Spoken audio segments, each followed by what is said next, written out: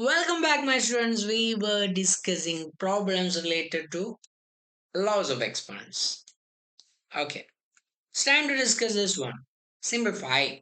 2 for 25 by 9 whole raised to minus 3 by 2 into 2 by 5 whole raised to minus 3.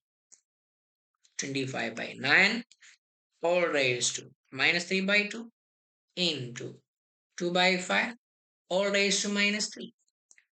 First of all, I don't like this negative. How can I remove the negative? By taking the base into its reciprocal. What is reciprocal of 25 by 9? 9 by 25. So I removed the minus. What is 2 by 5 whole raised to minus 3? Reciprocal of 2 by 5 is 5 by 2. So that minus is gone. So minus. I'm done with minus. What about rest? Now this is something like a by b all raised to something. A raised to a by b all raised to n. This is also like a by b all raised to n. Okay. Before that, which idea I used here? The idea, the method we used here is a raised to minus n is 1 by a raised to n. Okay. Okay. Now this is something like a by b all raised to m into 5 by 2 relation. What is that? Like a by b all raised to m. What is that? A raised to m by b raised to m. This m I can split it to both. According to that information, this is 9 raised to 3 by 2 by 25 raised to 3 by 2 into this is 5 by 2 all raised to 3 is 5 raised to 3 divided by 2 raised to 3. We have that.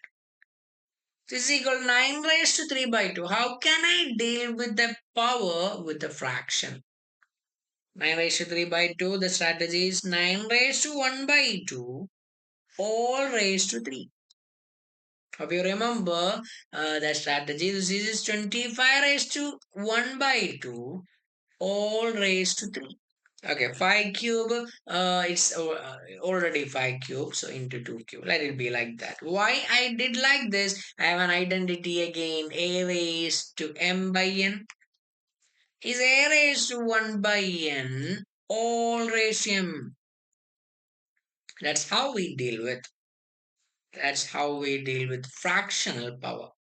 The answer is equal to. The answer is equal to 9 raised to 1 by 2 raised to 3. What is a raised to 1 by n? Nth root of a. So 9 raised to 1 by 2 is square root of 9. All raised to 3 it is. 25 raised to 1 by 2 means square root of 25. All raised to, okay, square root of 25 all raised to 3 it is. Into 5 cube by 2 cube. That one I am not touching this step. Why? What did I did here? The strategy is simple. 9 raised to 1 by 2 and square root of 9, both of them are in a raised to 1 by n is nth root of a for any a and any n. Now what? Square root of 9, I know it's 3. This is 3 cubed. Square root of 5, that is 5. So 5 cube into 5 cube divided by 2 cube. It's like multiplying two fractions.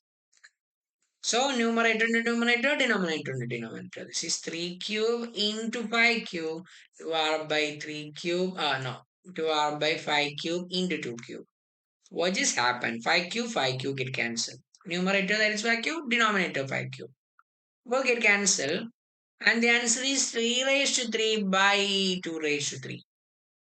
What is 3 raised to 3? 27. What is 2 raised to 3? 2 into 2, 4, 4 into 2, 8. 27 by 8 is the answer we are searching for. I'm showing one more question. Simplify. Pi raised to 3 by 4 into pi raised to 1 by 2. That's a simple one. Pi raised to 3 by 4 into, understand this dot. Sometimes we represent dot in order to understand, in order to mean product. Pi raised to 3 by 8, pi 3 by 4 into pi raised to 1 by 2. The answer is pi raised to 3 by 4 plus 1 by 2. Why? I have a rule. A ratio into a ratio is a raised to m plus n for any real number a and for any whole number or for any integer m and n. According to that. This is pi raised to 3 by 4 plus 1 by 2. What is that? Okay, I will find that here. What is 3 by 4 plus 1 by 2?